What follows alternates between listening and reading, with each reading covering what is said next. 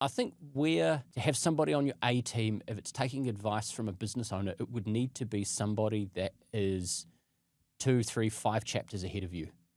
If you're in a circle of business owners and you're all roughly at the same stage, that's great as a support network, I think. You can bounce ideas off. But in terms of, hey, what works, what doesn't work, somebody that's years ahead of you and has been down that path before, they're going to absolutely nail it in terms of the advice that you can leverage off and lean into. It reminds me, very early in the year, we had a client approach us and they were looking to hire maybe a couple of people, and everybody they were talking to was basically saying, don't do that, you'll regret it.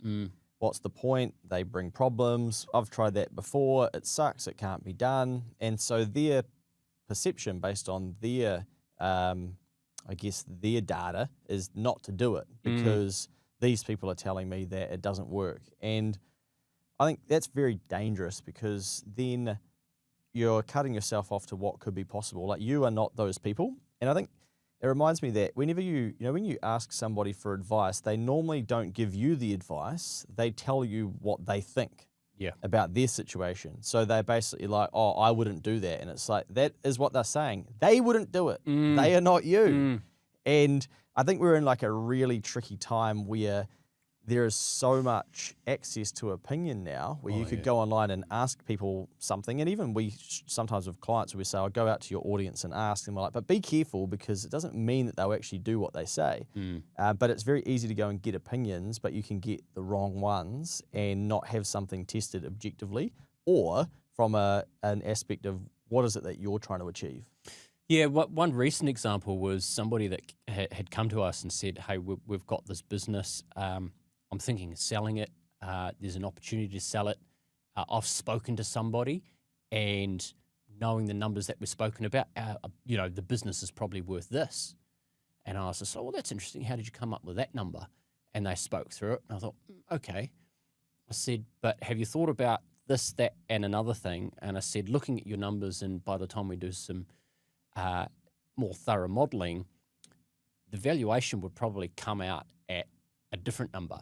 And between the time that this business owner had this original discussion about what the business could be worth, they would have been ideas factory. Oh man, I'm gonna sell it. I've got this opportunity. There's hundreds of thousands of dollars that are going to come in, and then I'm going to go and deploy that capital and go and do all these great things. And then they actually speak to somebody that's got a degree of subject matter expertise and can go, actually, let's challenge what you're thinking, and go, look, the reality of it is, don't want to burst your bubble, but looking at these numbers, this is where you're looking. All of a sudden, those ideas that have taken up their mental rent for the past 3, 4, 6 weeks, however long it's been since they had that original idea, out the window, flushed down the toilet. Yeah. Dreams gone.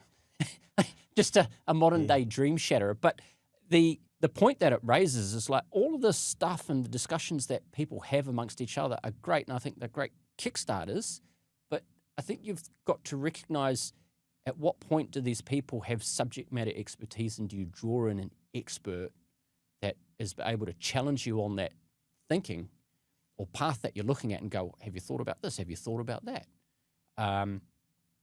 If you're wanting to change your prices or go into a different market. I mean, the common one that we see, the old shiny subject, I'm selling product A, that's gone really well, but all of a sudden the market's given me some signals that product B might be interesting. I might give that a go without actually fully giving product A a super tickle and then go, oh, well, you could try this and do that. It's just, business can get boring, and I think business owners don't like the use of being boring. Yeah. And then so the distraction kicks in, and then the idea factory, and it should be like, just pick up the phone and talk to someone, whether it's an accountant, another business owner, a business mentor, someone.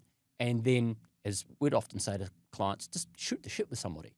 Yeah. And then that's where some of the magic will come out to go, actually, yep, you've got some valid points here. Actually, in light of your business and the numbers that we know are real, tweak this and go away and do something similar, but it needs to look like this. Yeah. You're on the right path, but change it. Or actually, no, you're way down the wrong garden path. You haven't considered X, Y, and Z. Put that to the side. It's more of a distraction at the moment. Let's focus and keep going with what we know actually sells money and produces cash.